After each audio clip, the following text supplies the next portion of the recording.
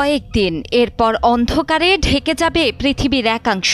সূর্য উঠলে পৃথিবী আলোকিত হয়, আবার অস্ত গেলে অন্ধকারে ডুবে যায়, এটাই স্বাভাবিক নিয়ম। তবে এই নিয়মের বাইরে গিয়ে এবার আসছে বছরের শেষ সূর্যগ্রহণ। তথ্য অনুযায়ী সেদিন অমাবস্যা থাকবে।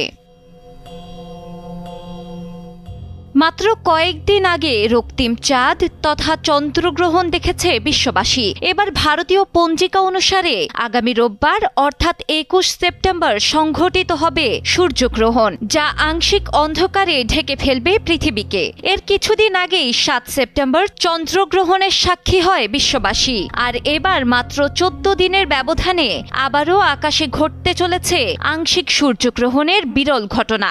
এই আংশিক সূর্যগ্রহণে চাঁদ সূর্যের একটি অংশ ঢেকে ফেলবে, ফলে আকাশে সূর্যকে অর্ধচন্দ্রাকৃতিতে দেখা যাবে। বাংলাদেশ আবহাওয়া অধিদপ্তরের এক সংবাদ বিজ্ঞপ্তিতে সূর্যগ্রহণের সময় জানানো হয়েছে।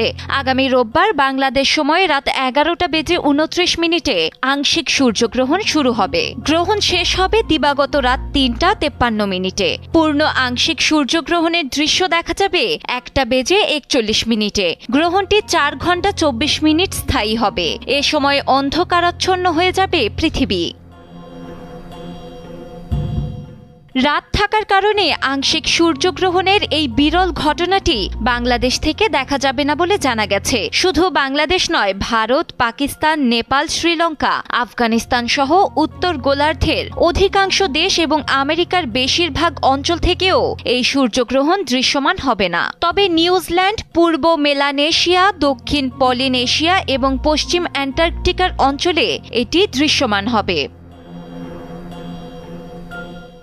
চলতি বছরের প্রথম সূর্যগ্রহণ ছিল 29 মার্চে। সেটিও ছিল আংশিক এবং প্রথম চন্দ্রগ্রহণ হয়েছিল 14 মার্চে। মহাজাগতিক এই ঘটনা ঘটে যখন চাঁদ পৃথিবীর কাছাকাছি থাকে এবং সরাসরি পৃথিবী ও সূর্যের মাঝখানে অবস্থান করে। ফলে সূর্যের আলো ঢেকে যায় এবং পৃথিবী পৃষ্ঠে একটি কালো ছায়া পড়ে। তবে চন্দ্রগ্রহণ খালি চোখে নিরাপদে দেখা গেলেও সূর্যগ্রহণ সরাসরি দেখা উচিত নয়, কারণ এর ফলে চোখের রেটিনার ক্ষতি হতে পারে।